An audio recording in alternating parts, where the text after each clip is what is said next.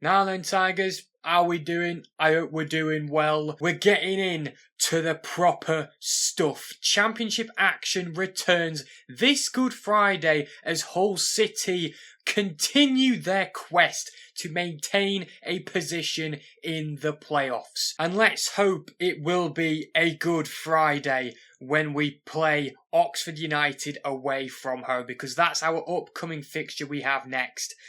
And I am looking forward to it. So, going through as the preview and the predictions for our game against Oxford United. I'm going to be talking about how we've done recently in terms of our form, and I guess where we are on the table, but I don't need to put much detail into that, as well as how our opponents, Oxford United, have done in their last 5 matches, and where they are in the table as well, and how important this game is to them, as well as it is for us. For Hull, this game is just as important as our win against Sheff Wednesday.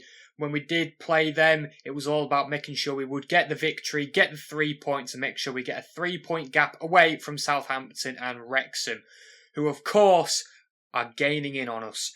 But we're also 5 points away from Middlesbrough, who are in the top 2, with Ipswich, Millwall hoping to fight for a top 2 position, which we're really not involved in. As I said before, it was a good win against Sheffield Wednesday. However, the performance, especially in the first half, wasn't great. Definitely could have been better. A bit frustrated how they took the lead. It was good that we could go back quickly on level terms before eventually taking the lead before half-time, and then extending our lead in the second half. In terms of the other matches, though, prior to that Sheff Wednesday game, we've had a terrible loss against West Brom.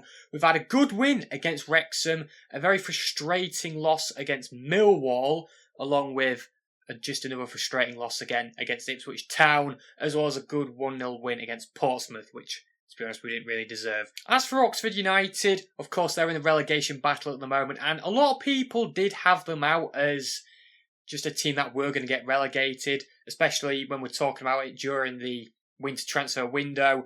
But ever since Matt Bloomfield has come in, he's gradually made the squad have that hope for survival in the Championship. And to be honest, they're not doing too bad. I know they're 23rd at the moment, but when you do look at the table, they're only a point away from safety. They're on the same points as Leicester, just have a not as good of a goal difference, of course. They are 4 points away from West Brom, a point away from Portsmouth, who currently stand in 21st. So, really, it's all to play for them as well. They've really got to fight just like we do. And when we talk about Oxford's form recently, it's worrying. It's rather worrying of a team we're going up against, because I know in their last game, they did lose 2-0 to Southampton, our playoff rivals. The 4 games prior to that, they've managed to draw 1-1 with Charlton, win 1-0 at home against Blackburn, win away 3-1 against Preston, and then get a home win against West Brom 2-1.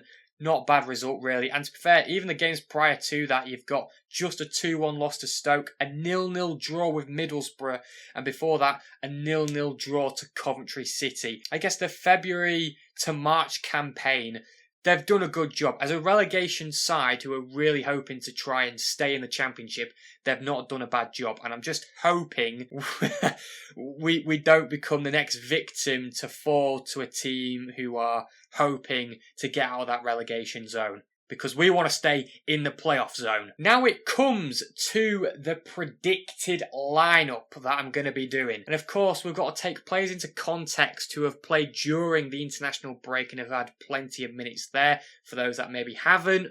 So, here we go, predicted lineup. I do think it's going to be just a casual 4-2-3-1. We're not going to have a 5 at the back, because we just simply don't have full-backs, apart from Cody Drameh. But we do have the likes of Giles, Matty Jacob and Louis Cole, who could possibly return for the Oxford game. It's just not exactly likely they're going to start. But we don't know. We're going to have to wait until the team news, because by the time of this recording, the team news wouldn't have come out yet.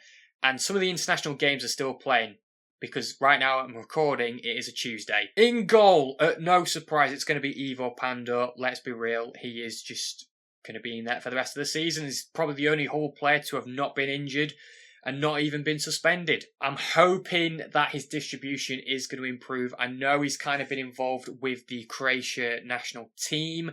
He hasn't got as many minutes though as I would have maybe anticipated, but I'm just hoping his distribution is going to be okay for this game. His shot stopping, we can at least rely on. Right back, Cody Drameh, of course, he has been sensational, especially in his recent form with Hull. Just been a cracking player, especially helping us on the attack as well as defending.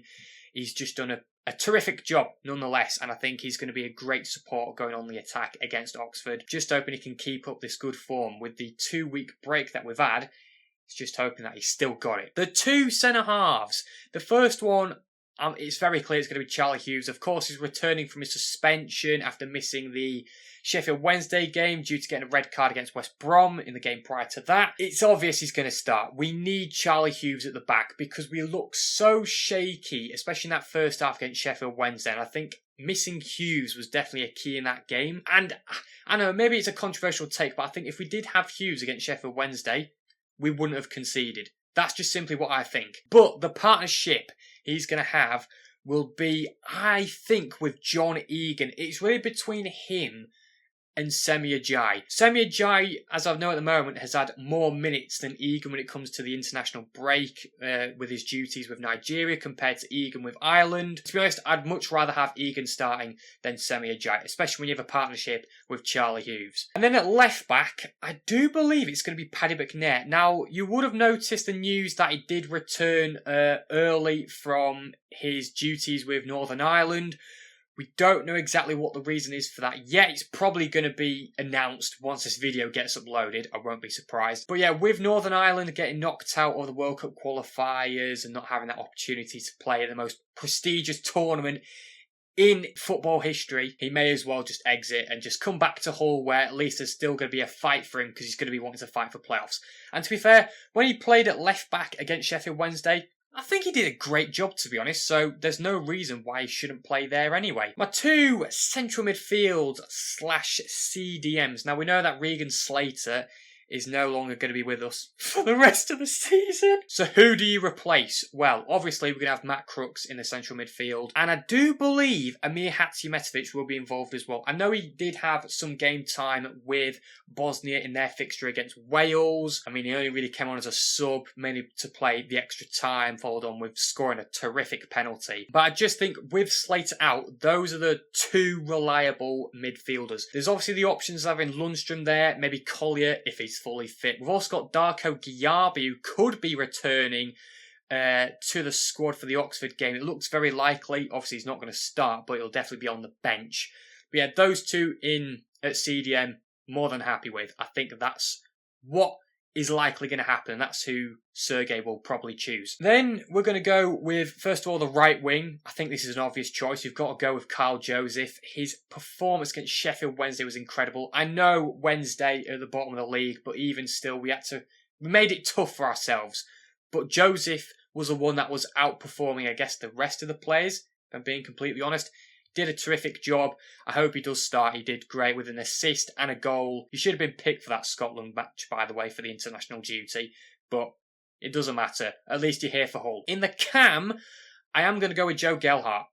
No surprise, to be honest. The thing is with Joffy is what I do see sometimes, that he kind of does occasionally switch positions with KJ during a match, especially when it comes to like Sheffield Wednesday, for instance. He was kind of switching in the right wing and cam. He's just a key player to have, I guess, in that central attacking position as well as on the right-hand side as well, because he does like to switch. And I know he's going to be a pain when it does come to dribbling, and who knows, maybe he might score a screamer like he did with that free kick against Wrexham. Left wing's an interesting one because I don't really want to choose Liam Miller, considering that he's playing on, well, for us, it's going to be Wednesday night. He's playing midnight, essentially, at the time of recording. I do think Sergei's going to go for someone else. It won't be Mo Balumi, but I also won't be surprised if Balumi does start on the right and Joseph does start on the left. But I think we're very cautious of Balumi's injury risk and we don't want it to increase. So I think he's going to start on the bench. And I believe starting at left wing will be Lewis Kumas. I mean, at the time of recording, again, Wales do play tonight. I don't think he's going to start. He didn't get involved with the Bosnia match for the qualifier semi-final, and it just makes me think that he's probably going to get a few minutes for Wales. I just hope he's going to be that player like he was, I would say, against Wrexham. He did great against Wrexham. I've said this time and time again where he does struggle to take on an opponent. He kind of was doing it a bit against Sheffield Wednesday, but I think he's just someone that he can be physical, but depending on who he faces, he's not going to be physical enough if there's a really strong, tall defender. But nonetheless, I think it's still a great option to have in the starting lineup. And then up front, it's no surprise, it's Ollie McBurnie. Has to start this game against Oxford United. Even though he didn't score against Sheffield Wednesday despite missing 2 sitters, and I know he would have liked to, hopefully he's going to sort of, I guess, redeem himself and score in this match against Oxford. I do hope so for his sake. Nonetheless, though, he's still a good playmaker despite being a good goal scorer. I mean, he's making goal involvements. Most goal contributions in the Championship this season. Don't forget that. So yeah, that's the lineup for you. Ivo Pandor in goal, Cody Drameh at right back, the 2 centre-backs of Charlie Hughes, John Egan, and then left back Paddy McNair. The 2 CDMs are Tree and Amir Hatzimetovic. The cam is Joffy. The right wing is Carl Joseph. The left wing is Lewis Kumas, and then up front we do have Ollie McBurnie. Now, in terms of the score prediction, this is where it could get interesting because I do think this is still going to be quite a close game. Knowing that both teams are involved in their own respective battles, Oxford want to get out of the relegation zone, we want to stay in the playoff zone. As the games kind of got closer, I've been a bit more optimistic and a bit more confident that we can get a result. I don't think it's going to be a very pretty game. It could be quite a frustrating one.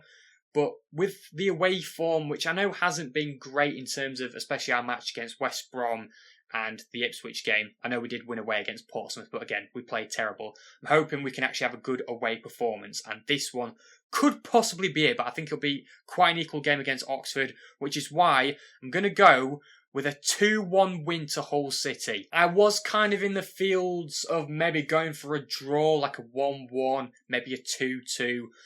But I think with just some players who are probably going to look so determined to get a result. Obviously, some of the other players returning from international duties and others waiting until Championship action starts again, getting ready for the playoff fight. I really do believe that this team can get something. The big games that we're probably going to focus on outside of Hull's match, it's probably going to be Millwall versus Middlesbrough, which is an early kickoff for Good Friday, along with West Brom versus Wrexham, which is a very similar one to Oxford versus Hull because you've got relegation battlers versus playoff contenders, and probably Coventry versus Derby, which is an evening kickoff or a night kickoff at 8 o'clock. So hopefully Coventry and West Brom can definitely get some results. I know Southampton aren't playing a Championship fixture, obviously for Good Friday or the weekend because they're involved in the FA Cup.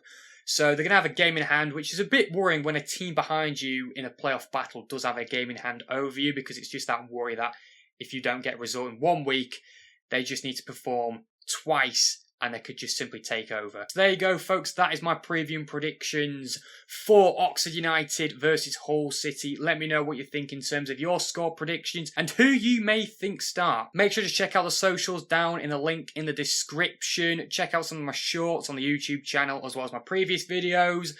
And I'll see you in the next one for the reaction. All the Tigers!